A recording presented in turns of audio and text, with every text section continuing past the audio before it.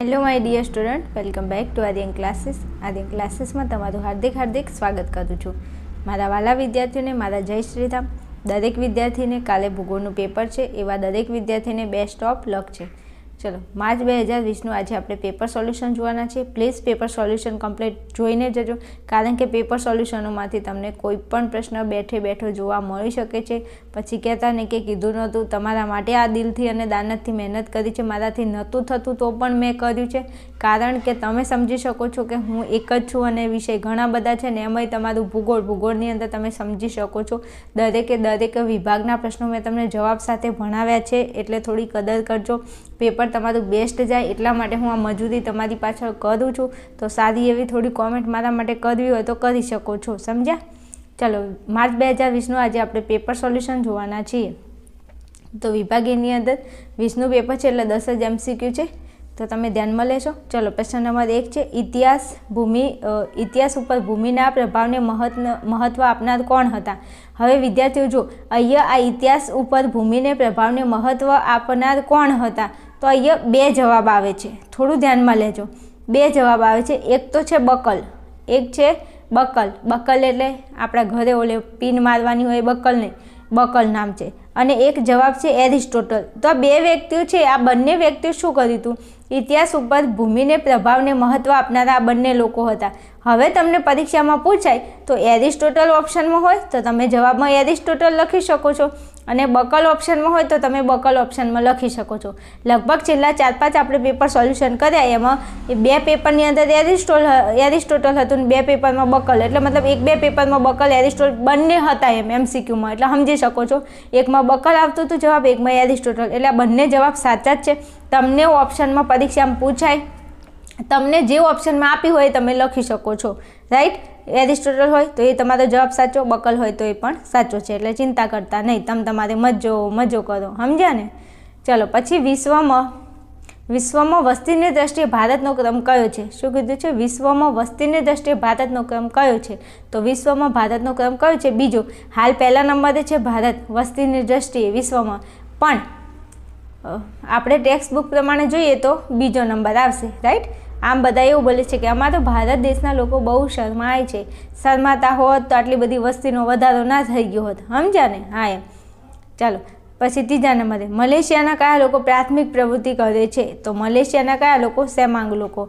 मलेशियाना Semang लोको प्राथमिक प्रवृत्ति करे छे। चलो, त्याथी आगळ जईए तो भारतना कया शहेरमां आईटी क्षेत्रनुं संकुल कार्यरत नथी। शुं कीधुं छे? भारतना कया शहेरमां आईटी क्षेत्रनुं संकुल कार्यरत नथी, तो जवाब आवशे भोपाल। शुं आवशे? भोपाल। चलो, पछी 6 नंबर एटलांटिक अने पेसिफिक महासागर ने जोड़ती नहेर कई छे। एटलांटिक अने पेसिफिक महासागर ने जोड़ती नहेर कई छे, तो शुं आवशे? पनामा। शुं आवशे? पनामा नहेर, राइट। ओके। चलो, त्याथी आगळ जईए तो प्रश्न नंबर 6 छे। भारत में सौ प्रथम 1973 में कई फिल्म रजू थई हती। जो मोस्ट एम्पी क्वेश्चन है, घणी वार पूछाई गयो छे। 2 प्रश्न केवी रीते फेरवीने पूछे छे समजावुं छुं। 1973 में के तो हरिश्चंद्र फिल्म आवशे। कई आवशे? हरिश्चंद्र। राजा हरिश्चंद्र फिल्म हती, ए 1913 में रजू थई हती। पण एम के 1913 में कई फिल्म? तो हरिश्चंद्र। पण एम के हरिश्चंद्र फिल्म कई साल में? तो 1913। एटले तमे 2 वस्तु याद राखी लो। जो प्रश्न एम पूछे कि 1913 में कई फिल्म रजू थई, तो राजा हरिश्चंद्र। पण एम के राजा हरिश्चंद्र फिल्म कई साल में रजू थई, तो 1913 में। याद रही जशे 2 प्रश्न। ओके। चलो, पछी तमने एम के श्वेत श्याम, सौ प्रथम बोलती श्वेत श्याम फिल्म कई, तो पछी आलम आरा आवे। एटले आलम आरा राजा हरिश्चंद्र में भूल ना थाय एनुं ध्यान राखजो। 1813 के तो हरिश्चंद्र, समझ्या। चलो, पछी कीधुं छे आसियान संगठननुं वडुं मथक। 5 पेपर मैं तमने सॉल्व कराया ने एमां लगभग 5 वखत आ प्रश्न आवी गयो छे, एटले तमे समजी शको छो। तमारे जेटला टका आईएमपी केवुं होय एटला टका कही दो। आसियान संगठननुं वडुं मथक पूछाय तो शुं आवशे? जाकार्ता। आजा आजा एक बार आजा आजा आजा आजा आजा, एटले आजा एटले आ एटले आसियान ने जा एटले जाकार्ता। एक छोकराए हमणे कॉमेंट करी हती। मारा वाला विद्यार्थीओ, मारा कॉलेज आओ, मारा प्रिय विद्यार्थीओ, तमने बधाने थैंक यू बोलूँ छूँ, दिलथी थैंक यू कहूँ छूँ। सारी एवी कॉमेंट करता रहेजो। तमारे મજો કરી દેવાનો. કાલના પેપરમાં મારા વાલા વિદ્યાર્થીઓ બધા વિડીયો જેટલા મૂક્યા છે એટલા કમ્પ્લીટ એકવાર જોઈ અને જજો. તમને વિભાગ A, B, C, D, E બધામાં મજો પડી જવાનો છે. રાઈટ. ચલો પછી 7માં આસિયાન સંગઠનનું વડું મથક જાકાર્તા આવી ગયું. ચલો 8માં ઔદ્યોગિક કેન્દ્ર કયું છે? શું કીધું છે? ઔદ્યોગિક કેન્દ્ર કયું છે? તો તમારો જવાબ શું આવશે? જમશેદપુર. શું આવશે? જમશેદપુર. ચલો પછી કીધું છે રેખા અને સ્તંભ આલેખમાં શું દર્શાવવામાં આવે છે? તો રેખા અને સ્તંભ આલેખમાં તાપમાન અને વરસાદ. રેખા અને સ્તંભ આલેખમાં શું દર્શાવવામાં આવે છે? તાપમાન અને વરસાદ. રાઈટ. ઓકે. ચલો પછી જીપીએસ પ્રણાલી કયા દેશના લશ્કર દ્વારા વિકસાવવામાં આવી છે? તો જીપીએસ કીધું છે તો USA. જવાબ શું આવશે? USA. ઓકે. ચલો આગળ વધીશું. તો વિભાગ બી છે. વિભાગ બીમાં તમને 10 પ્રશ્નો હોય છે, દરેકનો તમને 1 ગુણ મળે છે. ચલો 11મા નંબરનો પ્રશ્ન છે જીઓગ્રાફિયા જર્નાલિસ્ટ પુસ્તક કોને લખ્યું છે? તો ચવાઈ ગયેલો પ્રશ્ન છે ને, અઢળક વખત પૂછાઈ ગયો, બસ કહેતા નહીં હો. એટલે શું આવશે? બર્નાર્ડ વેરેનિયસ. બર્નાર્ડ વેરેનિયસ. સમજ્યા ને? ઓકે. આપણો જવાબ આવશે. ચલો પછી કીધું છે કે રેન્ડિયર કયા પ્રદેશનું ઉપયોગી પાણી છે? તો રેન્ડિયર કીધું છે એટલે ટ્રુંડ પ્રદેશ. કયો પ્રદેશ આવશે? ટ્રુંડ પ્રદેશ. ચલો પછી 13માં તૃતીયક પ્રવૃત્તિ કોને કહે છે? તો તૃતીયક પ્રવૃત્તિ એટલે માનવી, બોલું છું સાંભળજો, માનવીને આપી શકાય. શું? માનવીને આપી શકાય તેવી સેવાને શું કહેવાય? તૃતીયક.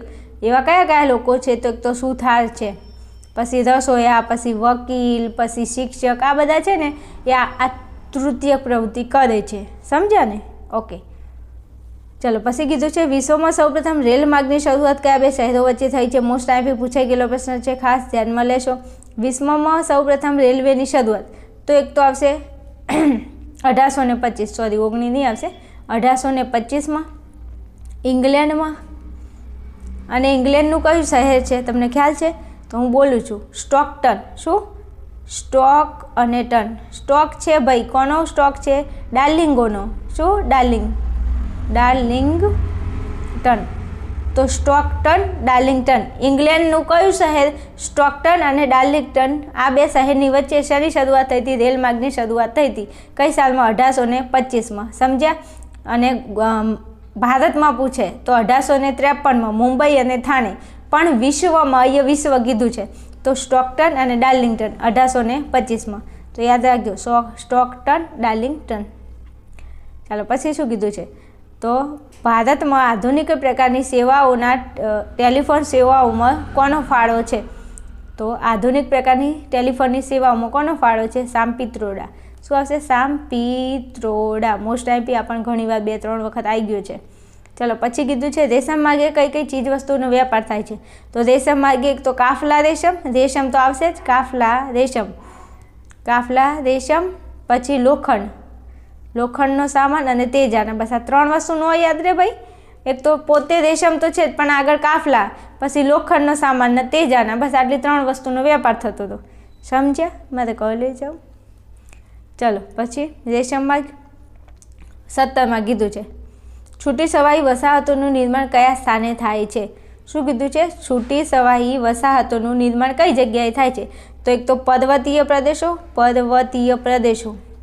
રણ પ્રદેશો અને ઉચ્ચભૂમિ. આ 3 જગ્યાએ. રાઈટ. ઉચ્ચભૂમિ, પર્વતીય પ્રદેશો, રણ પ્રદેશો અને ઉચ્ચભૂમિ પ્રદેશોની અંદર કઈ વસાહતો છૂટી. તમે જોજો પર્વતો હોય ત્યાં બધા છૂટા રહેતા હોય, પછી કોઈ રણ પ્રદેશ હોય ત્યાં બધા છૂટા રહેતા હોય, પછી કોઈ ઉચ્ચ ભૂમિના પ્રદેશ હોય ત્યાંય બધા છૂટા રહેતા હોય. તો ના યાદ રહે, પર્વતમાં, રણમાં, ઉચ્ચ પ્રદેશમાં બધા લોકો કેવી રીતે રહે છે? છૂટા રહે છે. સમજ્યા? યાદ રાખી લેજો. સરસ મજાનું કાલનું પેપર તમારું બેસ્ટ જશે. કમ્પ્લીટ જેટલી તૈયારી કરાવડાવી છે એટલી કરી લેજો હો. હા એમ પછી કહેતા નહીં કીધું નહોતું. ચલો 18માં કીધું છે કે નાટમો સંસ્થા ક્યાં આવેલી છે? શું કીધું છે? નાટમો સંસ્થા ક્યાં આવેલી છે? તો આ તો ચવાઈ ગયેલો પ્રશ્ન છે. કોલકાતા. શું? કોલકાતા. પછી એમ કે ધી સર્વે ઓફ ઇન્ડિયા ક્યાં આવેલી છે? તો એ ક્યાં આવેલી છે? દેહરાદૂનમાં. આ બંને સંસ્થા શું કરે છે? તો નકશા તૈયાર કરવાનું કામ કરે છે. રાઈટ. ઓકે. ચલો 19માં કીધું છે રંગછાયા પદ્ધતિનો ઉપયોગ ક્યાં થાય છે? જે રંગછાયા પદ્ધતિ છે એનો ઉપયોગ કઈ જગ્યાએ સૌથી વધુ થાય છે? તો રંગછાયા પદ્ધતિનો ઉપયોગ કઈ જગ્યાએ વધુ થાય છે? તો માહિતીની તીવ્રતા અને ગીચતા બતાવવા. માહિતીની તીવ્રતા અને ગીચતા. ઓકે, યાદ રાખજો બરાબર. ચાલો પછી કીધું છે સ્કેનરનો ઉપયોગ જણાવો. સ્કેનરનો ઉપયોગ કઈ જગ્યાએ થાય છે?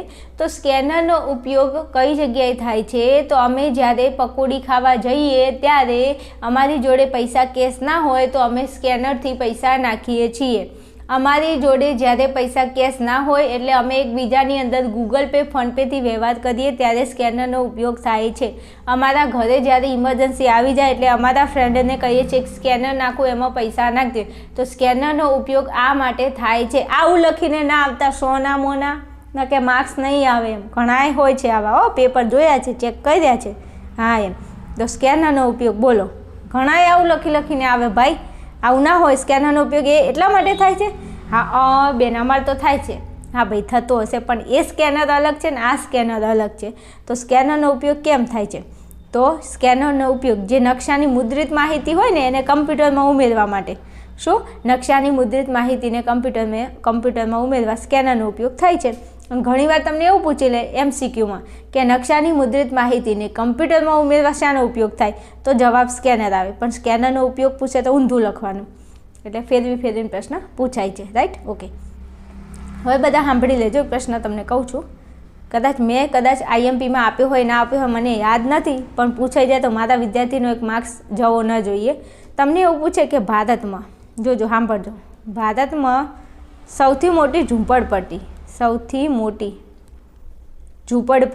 શું કીધું છે? ઝૂંપડપટ્ટી ક્યાં આવેલી છે?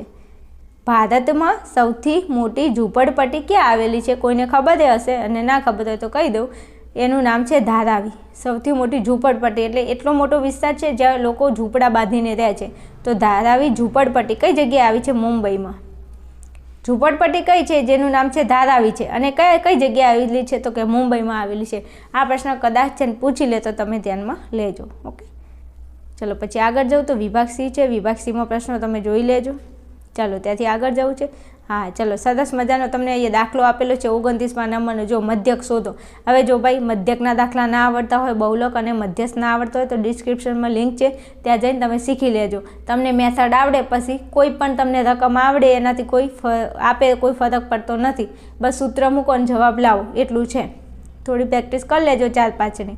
તો 4-5ની શું, દરેક પેપર સોલ્યુશનની અંદર મધ્યકના દાખલા આવ્યા એમાં તમે શીખવાડી દીધું છે. ખાલી તમારે મધ્યસ્થ યાદ રાખવાનો છે. સમજ્યા ને? ઓકે, તો જો અહીંયા કીધું છે, હા તમને અહીંયા આપેલા છે અવલોકનો, અને અહીંયા તમારે મધ્યક શોધવાનું. તો સૂત્ર મૂકવું પડે પહેલાં મધ્યકનું.